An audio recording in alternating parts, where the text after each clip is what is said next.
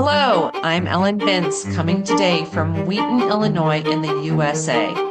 Welcome to Impact, a podcast about how we can each bring about real change in the world and getting practical in making that happen. And hello, I'm Clive Johnson, coming today from Leigh-on-Sea in the UK. A special welcome if you're listening for the first time, and a big thank you to our new subscribers.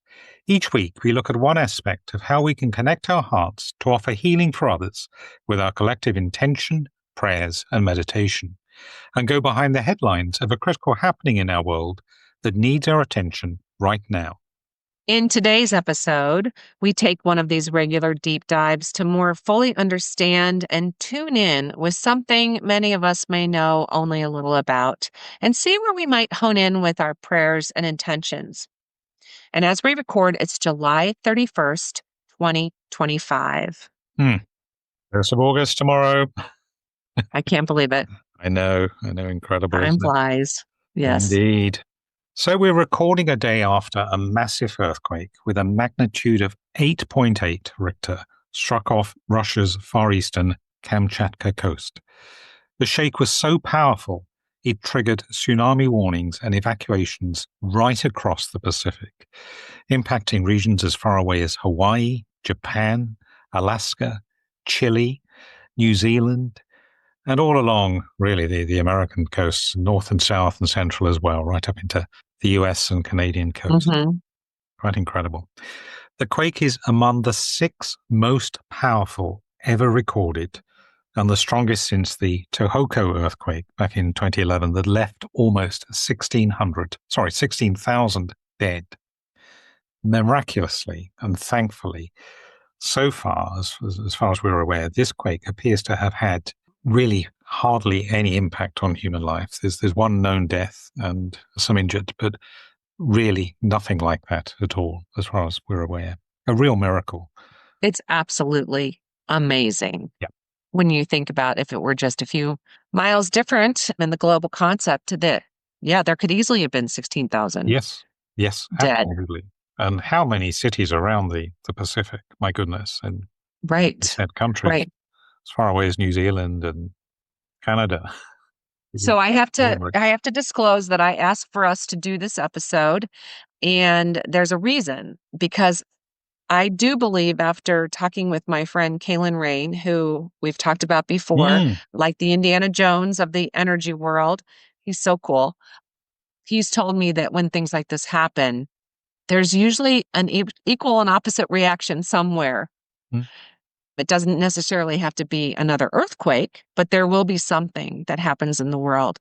And I do also, tied in with my other quantum physics studies, if everything is energy, I do think our energy in the world is making an effect on matter.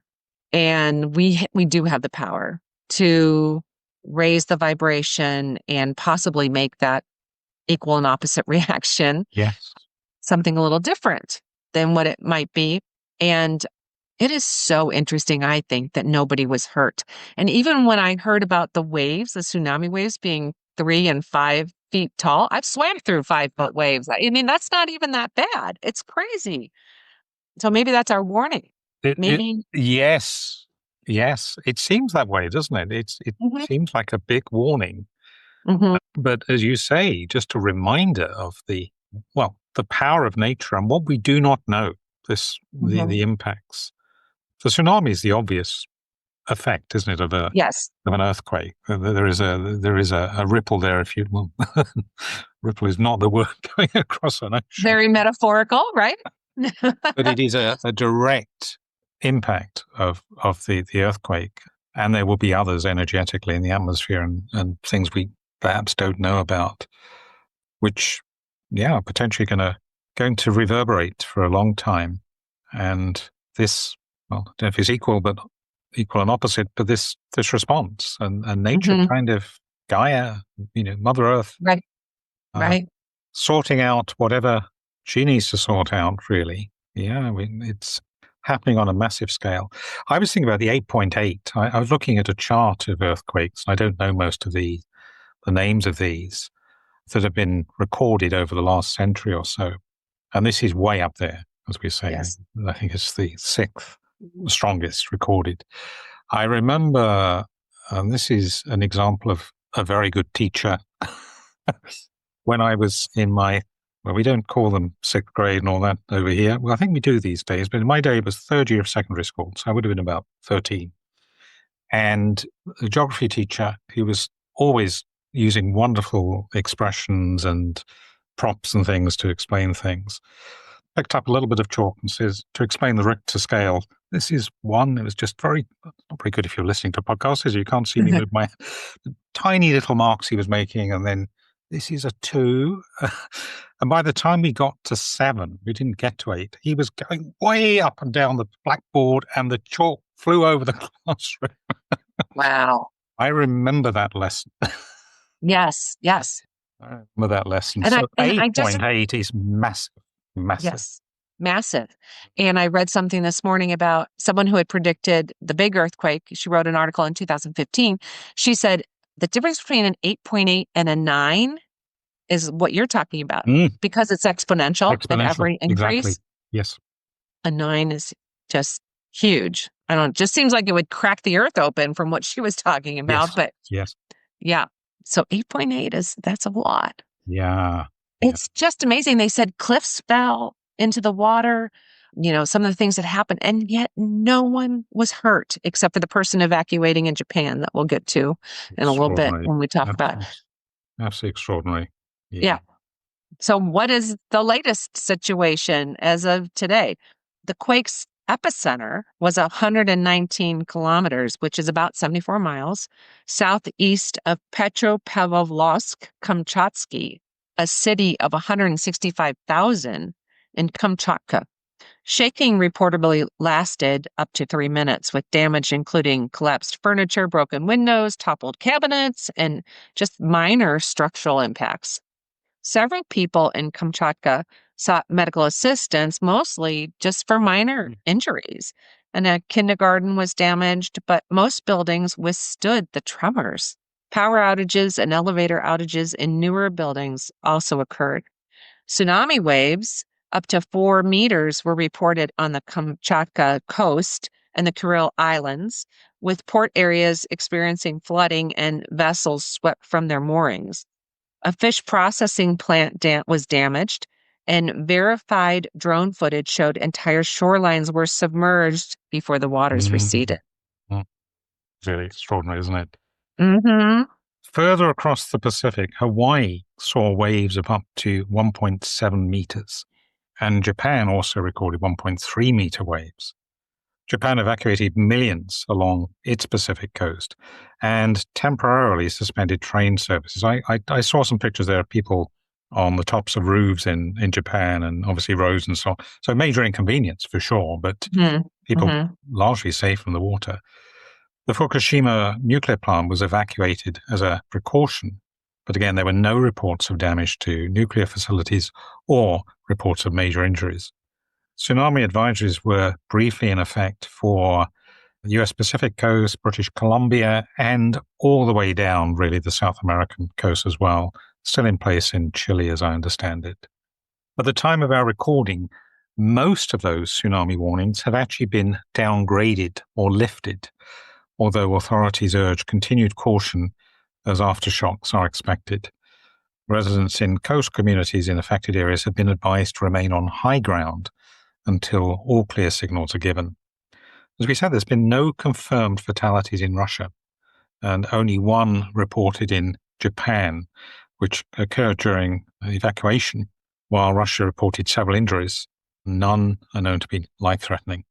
However, emergency services remain on high alert, and they will have to obviously assess potential damage to infrastructure, port facilities, and damaged houses. And seemingly as of this morning, some rail lines in Japan remain closed, so there will be people stranded as a result. And of course, the authorities will be continuing to monitor aftershocks and provide support to affected communities. But it's just amazing to me, again, this scale of nature. Tsunami warnings already across the Pacific downgraded. Yeah. Hopefully technology has that right. Well, hopefully, yes. Because I thought that it would take several days sometimes for a quake like this to, its ripple, if we can put it like that, Yeah. reach the coast of literally thousands of miles away. But clearly there's confidence that that's not Yeah. going to be the case. Yeah. Mm. Hopefully they're a little more accurate than the weathermen are, at least in the Yes. United States. So, And just looking at the scale of it, when we think of the Pacific, if you're looking at Earth from hmm space or looking at a globe, hmm it's almost a third of the Earth, isn't it? It's yeah, yeah, yeah, it is absolutely massive. yeah. Absolutely massive. So we'll see. Yeah. So for how long are communities likely to be at risk of these aftershocks and tsunamis? So aftershocks, including a strong 6.9, that's still pretty big. Tremor continue to shake the region and could continue for an extended period. This is in line with the common pattern of large megathrust earthquakes where aftershock activity decays over weeks but remains a hazard throughout that time.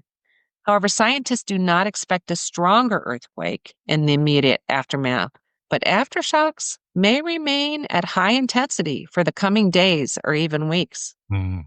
More than 50 aftershocks have already happened, with seismologists warning residents to remain cautious, particularly along coastlines and areas prone to damage from tremors and potential tsunamis. Tsunami warnings, as you said, across the Pacific have generally now been downgraded or lifted. For example, the tsunami warning for Hawaii has been downgraded to just an advisory after small waves peaked, with officials indicating the warning could be lowered within a few hours after waves go down. Most tsunami warnings for the U.S. West Coast and Alaska have been downgraded as well, now often in the form of advisories rather than warnings.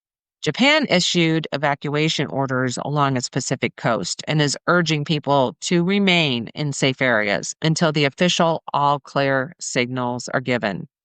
In general, tsunami waves can continue to arrive in succession for several hours after an initial quake, and warnings typically remain in place until it is confirmed that no further dangerous waves are expected. The risk of major flooding from tsunamis following the earthquake is therefore now heavily reduced. Mm. But as you were saying earlier, Ellen, we don't know really what is going on in terms of the Earth's dynamics and what further reaction there may be here to such a dramatic effect. So where are resources and attention most needed now? The Kamchatka Peninsula, Russia, was most affected by the quake. Here, there is a continuing state of emergency in the city of Petropavlovsk-Kamchatsky, where authorities remain on high alert as they conduct damage inspections and managing evacuations, especially in coastal areas affected by tsunami waves. Now, that is the main city there. It struck me that there will be a lot of smaller communities that perhaps were out of reach of mobile phone or internet outage, and it's such a massive stretch of coast that presumably there's search and rescue that still needs to happen. Emergency services have experienced increased calls related to stress-related conditions such as blood pressure spikes and arrhythmia. However, only minor injuries have been reported otherwise, and certainly the trauma of this reminder, if you live in an earthquake zone, that possibly is going to be one of the main human consequences, I would imagine. Thousands have been evacuated, as we mentioned, who will require ongoing support during this period of likely further aftershocks. But otherwise, attention is now mainly focused on recovery from the incident, especially damage assessment and restoring power, telecoms, and other utility services. So where might we hone in with our intention and prayers? So, as always, this is the point you might want to bookmark to come back to, and just taking a moment to really become present and connecting as best possible with this situation, this awesome act of nature, its consequences for the natural world, the animal kingdom, and for human life. And opening ourselves now to some suggested areas for our intention. We will that search and rescue teams in all affected areas will have wisdom to know where to direct their attention to ensure the highest safety to life. We will that all residents in at-risk areas will be vigilant to the continued risk of aftershocks in the coming weeks. We ask for wisdom for the authorities assessing the impacts of the quake to know where to focus attention and resources for the highest good. We will for wisdom for those evacuated, especially in Petrovolsk, Kamchatka, to know when it is safe to return to their homes and what precautions they may take when they do.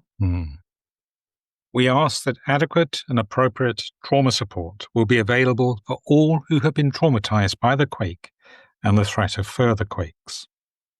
We will that those who remain evacuated from their homes will be supported by the host communities, emergency, and volunteer services who are providing them with food and shelter. We pray that potential damage to infrastructure will be quickly assessed and restored as soon as possible. And we will for the safe recovery of vessels swept away in the Kuril Islands.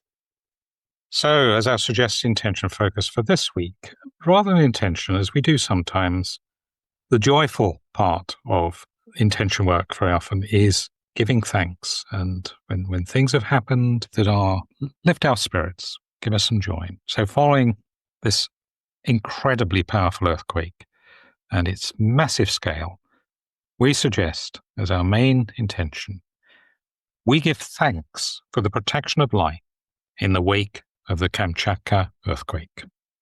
Please join us in offering this thanks, in holding this. That about wraps it up for this episode. Remember, you can connect with us in the Facebook group and for live intention holding in Clive's daily Insight Timer offerings, and with me in the Labyrinth Activist Network's Zoom calls. Details of how to hook up with these are in our show notes. Look out, too, for our next special topic episode, which we'll be releasing in the next few days. Thank you for listening and for sharing with us and holding intentions. We look forward to connecting again next time. And in the meantime, thank you, go well, stay safe. And remember, we're more powerful together. Impact is presented by Ellen Bintz and Clive Johnson and produced by Impact Productions. Our theme music is by Chris Collins and our logo artwork is by Auto Classic. Subscribe wherever you get your podcasts and please leave us a review on Apple Podcasts, Spotify, Audible or your favorite podcast provider. We're a non-commercial podcast dedicated to people of any faith tradition or none who yearn for healing in our troubled world. Please pass on the word so others may join us in making an impact. Thank you for listening.